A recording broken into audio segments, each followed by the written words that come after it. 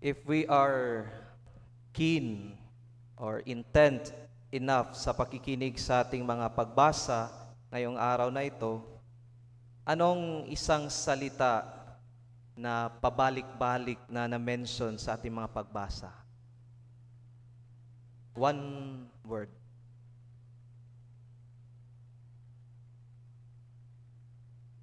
The word ingat. Ingat. Tatlo sa first reading and 2 from our gospel. The word ingatan. Ingat. Mga kapatid, kung tutuusin, ang salitang ingat ay parang ordinaryo lang na salita. Palagi siguro natin yang naririnig sa mga tao, sa paligid natin, lalo na sa pamilya o kaibigan. Ngunit, kung ating pagninilayang mabuti, ang salitang ingat ay isang napakahalagang salita.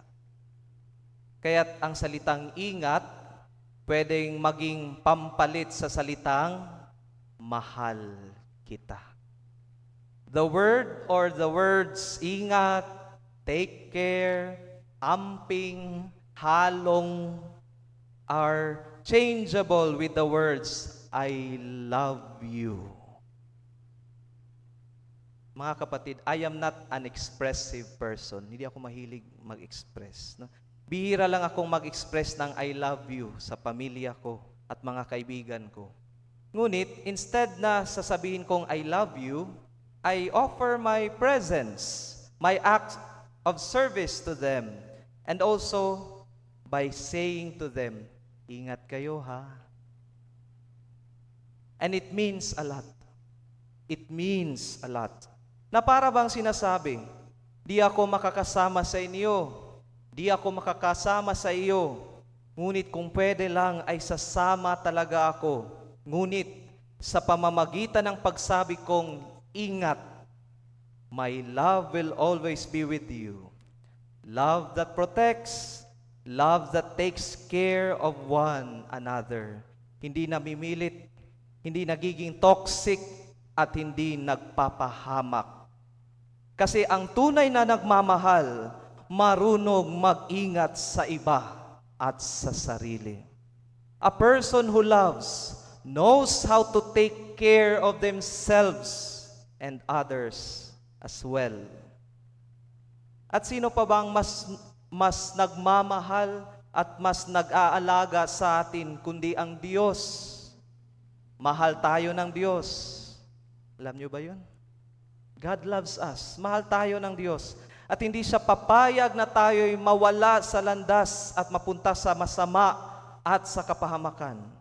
Inialay ni Kristo ang kaniyang sarili, ang kaniyang dugo, upang tayo'y iligtas sa kamatayan at bigyan ng buhay at pag-asang mabuhay.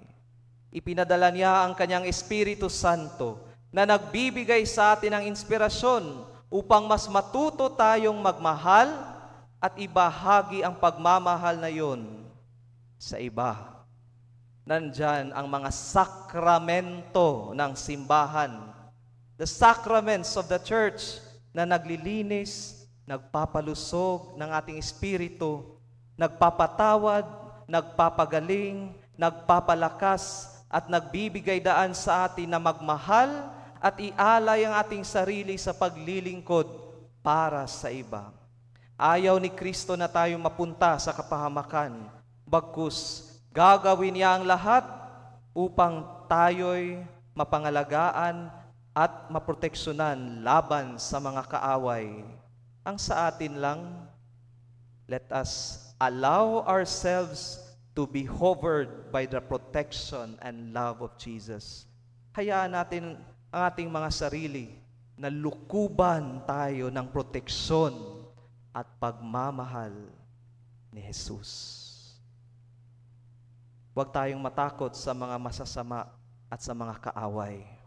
Sa panahon natin ngayong puno ng pagkabagabag at pangamba, mga suliranin at problema, mga problemang kinakaharap ng bawat pamilya at sa lipunan, lagi nating tatandaan, tayong mga nagmamahal kay Jesus, tayong sumusunod sa Kanya, tayong mga nagsisilbi sa Kanya, hindi niya tayo kailanman pababayaan.